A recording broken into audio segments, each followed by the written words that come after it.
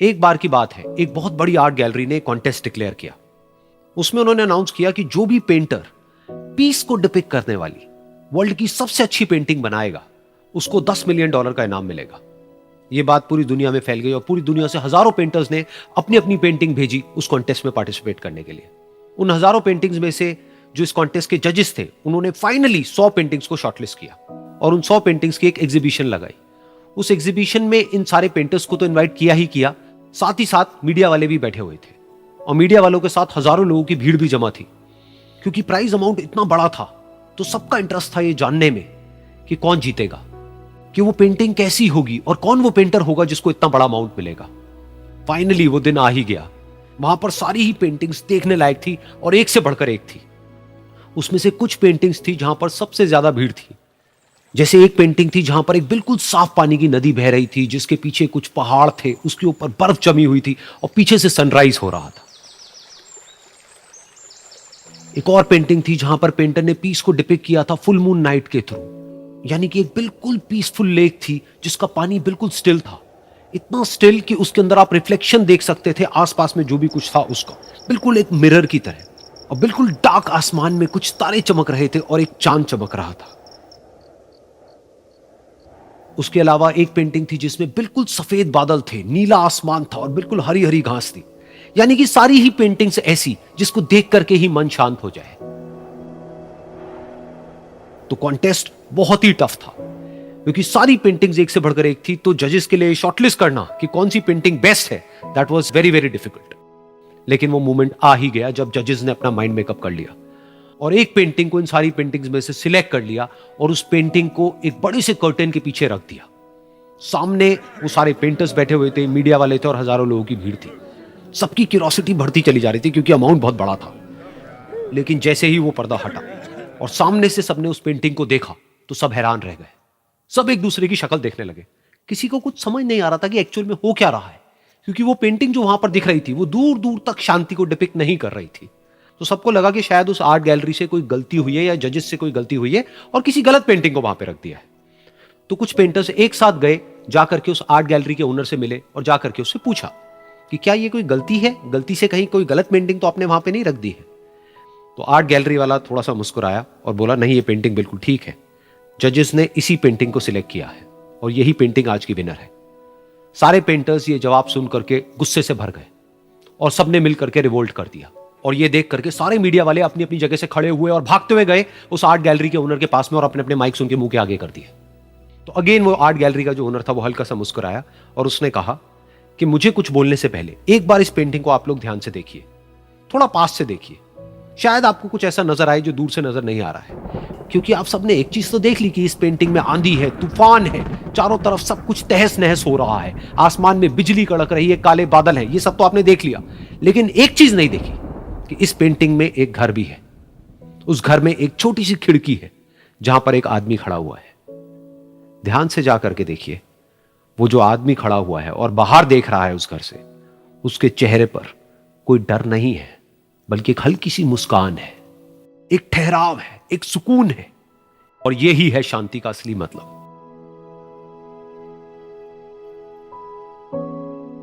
यानी कि शांति का मतलब यह नहीं है कि हमारे बाहर सब कुछ शांत है और फिर हम शांत हैं, क्योंकि वो टेम्पररी है। असली शांति का मतलब यह है कि हमारे बाहर चाहे जो कुछ भी हो रहा हो, हम अंदर से पूरी तरह से शांत हैं, हमारा मन शांत है।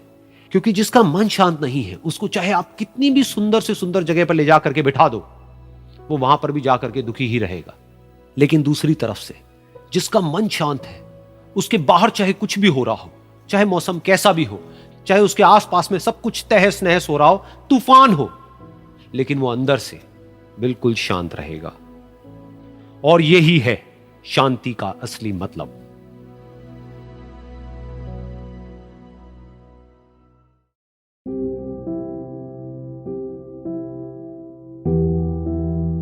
एक बार की बात है, एक छोटे से गांव में एक आदमी रहता था। उसके घर के पास में एक पहाड़ था जहां पर वो रोज सुबह जाता, उस पहाड़ पर थोड़ी देर के लिए वो बैठता, फिर वापस आ जाता। तो रोज की तरह वो सुबह सुबह जा रहा था। पीछे से उसका छोटा सा बेटा आया, उसने आकर के उसका हाथ पकड़ लिया और कहा कि आज मैं भी आपके साथ चलूंगा। उसने पहले तो उसको थोड़ा सा समझाया और मना किया, कहा कि जो रास्ता है वो बहुत ही छोटा है और चढ़ाई बहुत ज्यादा है, तो तुम मेरे साथ नहीं चल पाओगे। लेकिन फिर जब उस बेटे ने जिद करी तो पिता मान गया। तो दोनों पहाड़ पर चढ़ने लगे। पिता ने बेटे का हाथ कस के पकड़ा हुआ था। लेफ्ट साइड में पहाड़ थे, राइट साइड में खाई थी और रास्ता बहुत ही छोटा था। और वो पहाड़ की चोटी तक पहुंचने ही वाले थे, तभी रास्ते में एक बड़ा सा पत्थर आया। क्योंकि पिता उस रास्ते पर रोज आता था तो उसको पता था कि वहां पे पत्थर है, तो वो साइड से निकल गया। लेकिन जो बेटा था उसका ध्यान कहीं और था, तो उसका घुटना जा करके उस बड़े से पत्थर पर टकरा गया। तो फिर उस बच्चे के मुंह से एक चीख निकली, और जैसे ही वो चीखा उसकी आवाज उन पहाड़ों में गूंजने लगी। इससे पहले उस बच्चे ने कभी भी अपनी आवाज की गूंज नहीं सुनी थी, तो उसे समझ नहीं आया कि क्या हो रहा है। वो अंदर से थोड़ा सा घबरा गया। उसे लगा कि शायद कहीं कोई है जो छुप करके उसको देख रहा है और उसका मजाक उड़ा रहा है। फिर उस बच्चे ने बोला, कौन हो तुम? कौन हो तुम? तो जब उस बच्चे ने इस गूंज को सुना, उसे गुस्सा आ गया। उसे लगा कि कौन है ये जो मेरा मजाक उड़ाए चले जा रहा है। फिर उसने गुस्से से कहा, मैं तुम्हें छोड़ूंगा नहीं।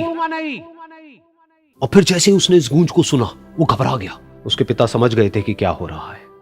उसने अपने पिता का हाथ कस के पकड़ लिया और उनसे पूछा, कौन है ये जो मुझे इतना तंग कर रहा है? कौन है ये जो मुझे इतना डरा रहा है? तो उसके पिता थोड़ा सा मुस्कुराए और उन्होंने खाई की तरफ देखा और जोर से बोला, मैं तुमसे बहुत प्यार करता हूं। ये सुनकर वो बच्चा हैरान हो गया। उसे समझ नहीं आया कि हो क्या रहा है, कि वही इंसान जो उसका मजाक उड़ा रहा है और उसको तंग कर रहा है, वो उसके पिता को बोल रहा है कि मैं तुमसे बहुत प्यार करता हूं। तो उसके पिता ने अपने बेटे को देखा और वो समझ गए कि उसके मन में क्या चल रहा है। और फिर दोबारा उन्होंने बोला, तुम बहुत अच्छे हो। और ये सुनकर उनका बेटा भी थोड़ा सा मुस्कुराया और पूछा अपने पिता से कि ये क्या हो रहा है। और फिर उसके पिता ने अपने बेटे को समझाया, ये जो आवाज तुम सुन रहे हो ना, ये किसी और की नहीं है, ये तुम्हारी ही आवाज है जो कि पहाड़ों में गूंज रही है और तुम्हें अपनी ही आवाज सुनाई दे रही है। जैसा तुम बोलते हो ठीक वैसा ही तुम्हें सुनाई देता है। अगर तुम गुस्से से कुछ कहोगे तो पलट करके जो आवाज आएगी उसमें भी गुस्सा होगा, लेकिन अगर तुम कुछ अच्छा कहोगे तो वो आवाज भी अच्छी होगी। बिल्कुल इसी तरह से हमारी जिंदगी में भी होता है। जैसा तुम अपने मन में इस जिंदगी के बारे में सोचते हो, ये जिंदगी तुम्हारे लिए बिल्कुल वैसी ही हो जाती है। अगर तुम मन ही मन अपने आप को ये बोलते रहोगे कि मेरी जिंदगी तो बहुत ही बुरी है, तो तुम्हारी जिंदगी सच में बुरी हो जाएगी। और अगर तुम अपनी जिंदगी से प्यार करोगे तो तुम्हारी जिंदगी भी तुमसे प्यार करेगी। ये बात उस बच्चे के दिमाग में घर कर गई और फिर वो दोनों उस पहाड़ की चोटी पर गए। लेकिन बच्चे के दिमाग में यही बात घूम रही थी। और फिर वो बच्चा खिलखिला के हंसा और उसने अपने दोनों हाथ खोले और अपनी पूरी ताकत से बोला, मैं तुमसे बहुत प्यार करता हूं।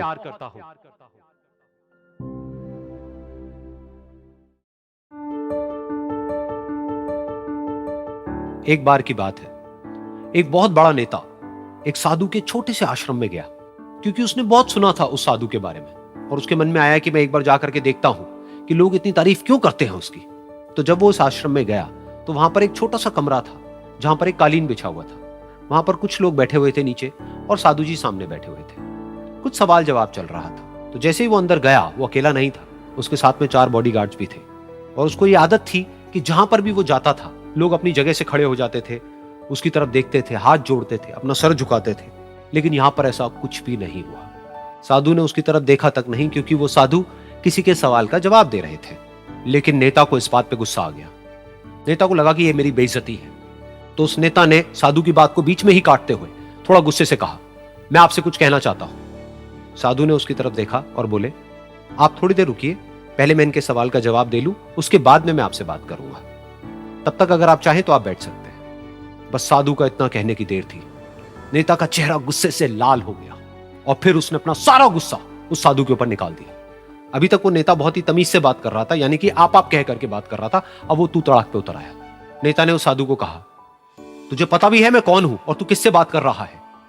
साधु ने उसकी तरफ देखा और कहा, मुझे इससे कोई फर्क नहीं पड़ता कि आप कौन हैं, लेकिन आप जो कोई भी हैं, अगर आप चाहते हैं कि मैं आपके सवाल का जवाब दूं या आपसे बात करूं तो आपको कुछ देर रुकना होगा। और साधु के ये कहते ही नेता गुस्से से पागल हो गया और वहीं सबके सामने चीखने चिल्लाने लग गया, अब मैं तुझे तेरी असली औकात दिखाऊंगा। तूने मुझसे पंगा लेकर के ठीक नहीं किया है। तुझे पता भी है मैं तेरे बारे में क्या सोचता हूं। साधु ने फिर से उसकी तरफ देखा और बड़े ही प्रेम से कहा कि मुझे इससे कोई फर्क नहीं पड़ता है कि आप मेरे बारे में क्या सोचते हैं। आप जो चाहे वो मेरे बारे में सोच सकते हैं। फिर उस नेता ने बोला कि तू चाहे सुनना चाहता है या नहीं, लेकिन मैं तुझे बताऊंगा यही सबके सामने कि मैं तेरे बारे में क्या सोचता हूं। तू एक बहुत ही घटिया इंसान है। तू कोई साधु नहीं है, तू एक ढोंगी है, पाखंडी है, और यहां पर जितने भी लोग बैठे हैं उन सबको बेवकूफ बना रहा है। तेरा बस एक ही मकसद है कि इन लोगों की जेब में जितना भी पैसा है वो सब तेरे पास में आ जाए। तू अपने फायदे के लिए इन लोगों का इस्तेमाल कर रहा है, और अब मैं तुझे नहीं छोड़ने वाला, तेरा पर्दाफाश करके रहूंगा पूरी दुनिया के सामने। लेकिन उसके इतना बोलने के बाद भी उस साधु के चेहरे पर हल्की सी मुस्कान बनी ही रही। ये देखकर वो और तिल मिला गया और उसने कहा, अब बहुत हुआ, अब मैं यहां एक मिनट भी नहीं रुकने वाला, लेकिन अभी भी तेरे पास में मौका है। अगर मुझसे माफी मांगनी है या मुझसे कुछ कहना है तो कह सकता है। इतना सब होने के बाद भी साधु बिल्कुल शांत था और उनके चेहरे पर एक मुस्कान थी। उन्होंने अपनी आंखें बंद कर ली। फिर साधु ने अपनी आंखें खोली, हाथ जोड़े और कहा कि मुझे आपसे कोई गिला शिकवा नहीं है, मेरे मन में आपके लिए कोई भी गलत ख्याल नहीं है। जो भी आपने मेरे बारे में कहा वो आपकी अपनी सोच थी, तो मुझे आप में कोई भी बुराई नजर नहीं आती है। मुझे आप एक बहुत ही भले इंसान लगते हैं। और साधु के इतना कहते ही नेताजी का दिमाग 7वें आसमान पर पहुंच गया। उनके चेहरे पर एक अजीब सी खुशी थी, क्योंकि उस साधु ने वो ही कहा जो बाकी सब लोग उस नेता को कहते हैं। और वो खुशी खुशी उस आश्रम से अपने घर की तरफ चला गया और जा करके अपने पिताजी के साथ में बैठ गया। उसके पिताजी की आंखें बंद थी और वो ध्यान में थे। पूरी जिंदगी उन्होंने सिर्फ लोगों की सेवा करी और बदले में कुछ भी एक्सपेक्ट नहीं किया। तो थोड़ी देर बाद जब उन्होंने अपनी आंखें खोली और देखा अपने बेटे को अपने साथ बैठे हुए, तो उनके बेटे के चेहरे पर आज एक अजीब सी खुशी थी जो आज से पहले उन्होंने कभी नहीं देखी थी। फिर उसने एक एक करके सब कुछ बताया कि आज क्या हुआ, किस तरह से वो आश्रम गया, वहां पर क्या हुआ, उसने क्या कहा, उन्होंने क्या कहा। तो जब इसके पिताजी ने पूरी बात सुनी तो थोड़ा सा मुस्कुराए और अपने बेटे को देख करके बोले कि उन्होंने तुम्हारी तारीफ नहीं करी है, क्योंकि उन्होंने वो नहीं कहा कि जो तुम हो, उन्होंने वो कहा कि जो वो खुद है। और तुमने जो भी कुछ उनको कहा वो नहीं कहा कि जो वो है, बल्कि तुमने वो कहा जो तुम खुद हो। यही बात वेदों में भी कही गई है, यथा दृष्टि तथा सृष्टि। ये दुनिया तुम्हें वैसी नहीं दिखती है जैसी कि ये दुनिया है। ये दुनिया तुम्हें वैसी दिखती है जैसे तुम खुद हो। जिसकी नजर जैसी है उसके लिए ये दुनिया वैसी ही है।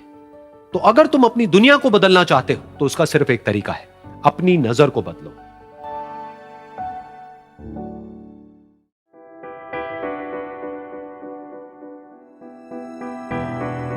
ये कहानी है एक छोटी सी बच्ची की जिसको बहुत गुस्सा आता था, बात बात पे गुस्सा आता था। और जब उसको गुस्सा आता था तो वो ये नहीं देखती थी कि उसके सामने कौन है, और जो उसके मन में आता था वो सब बोल देती थी। कई कई बार तो वो कुछ चीजें उठाती और जमीन पे फेंकती और तोड़ देती। तो उसके माँ बाप बहुत परेशान हो गए, उनको समझ नहीं आ रहा था कि वो क्या करें। उन्होंने बहुत कोशिश करी उस बच्ची को समझाने की अलग अलग तरीके से, लेकिन वो बच्ची समझ ही नहीं रही थी।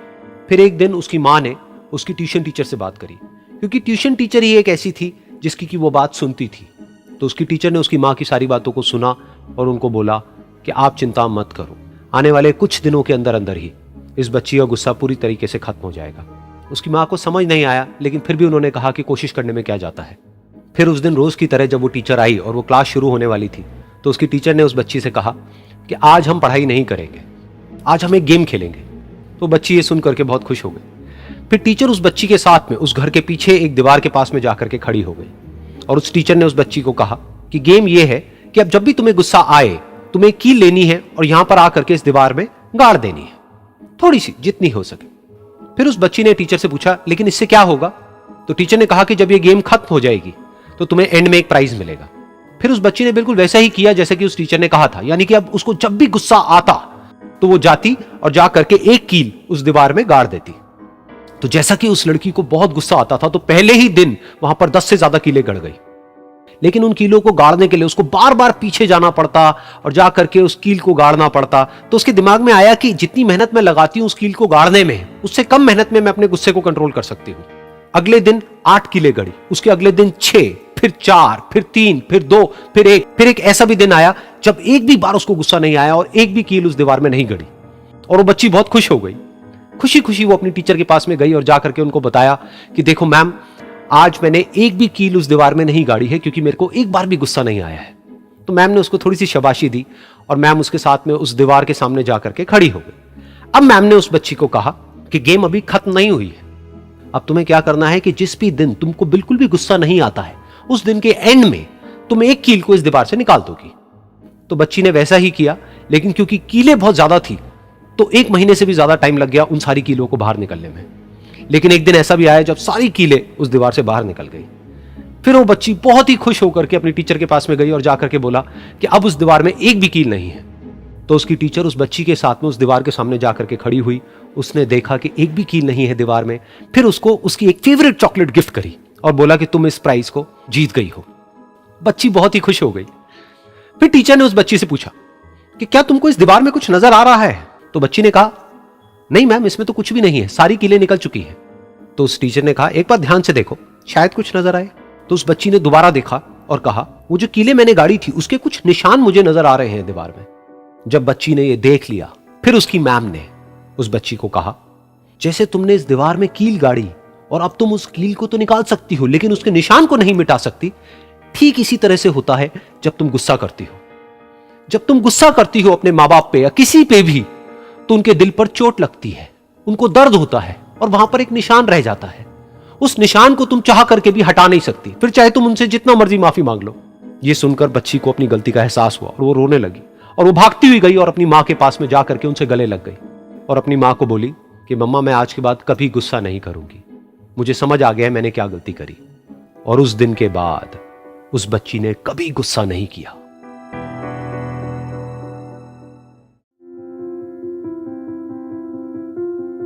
एक बार एक लड़की ने एक एंट्रेंस एग्जामिनेशन को क्रैक करने की बहुत कोशिश करी, बहुत मेहनत करी, लेकिन उसके बाद भी वो उसको क्रैक नहीं कर पाई, जिसकी वजह से वो अंदर से पूरी तरह से टूट गई, बहुत परेशान रहने लग गई, दुखी रहने लग गई। उसके पिता से अपनी बेटी की यह हालत देखी नहीं गई। फिर उन्होंने एक दिन अपनी बेटी को बुलाया और उन्होंने अपनी बेटी को कहा कि तुम मेरे साथ एक बार किचन में चलो, मुझे तुम्हें कुछ दिखाना है। किचन में पहले से ही उन्होंने गैस स्टोव के ऊपर 3 बोल रखे हुए थे। फिर उन्होंने उन तीनों बोल्स के अंदर पानी भरा, एक के अंदर कुछ आलू डाले, एक के अंदर कुछ अंडे और एक के अंदर कॉफी बीन्स, और उसको उबलने के लिए छोड़ दिया। उसके बाद में 5 मिनट हो गए, 10 मिनट हो गए, 20 मिनट हो गए और वो वहां पर खड़े रहे अपनी बेटी के साथ में और उसको देखते रहे।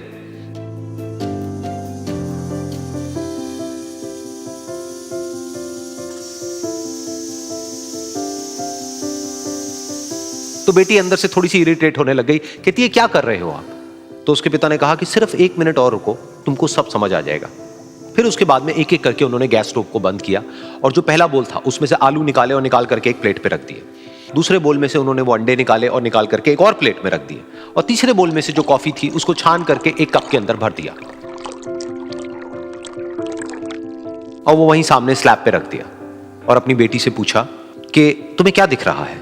तो उनकी बेटी को थोड़ा सा गुस्सा आ गया। उसने कहा कि इसमें देखना क्या है, एक में आलू है, एक में अंडे हैं और एक में कॉफी है। तो उसके पिता ने कहा कि एक बार इनको छू करके देखो, शायद तुम्हें कुछ समझ आए। तो उसने सबसे पहले आलूओं को छुआ, तो जब उसको छुआ और थोड़ा सा दबाया तो वो बिल्कुल सॉफ्ट हो चुके थे। तो उसके बाद में उसके पिता ने उन अंडों को तोड़ा तो वो हार्ड थे।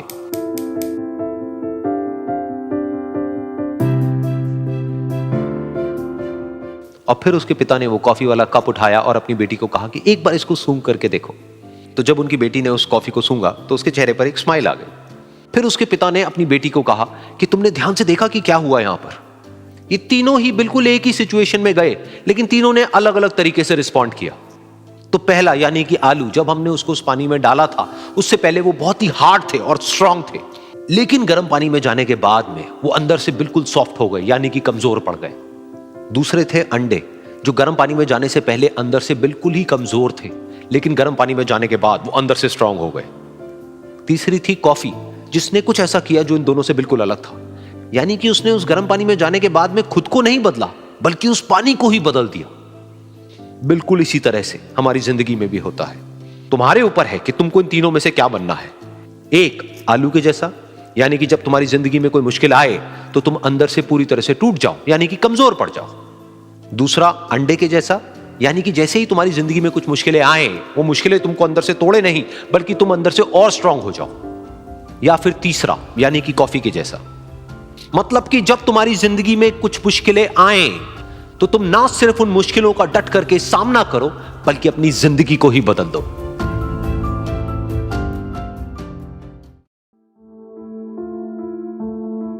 ये कहानी है 2 दोस्तों की जो कि एक छोटे से गांव में रहते थे।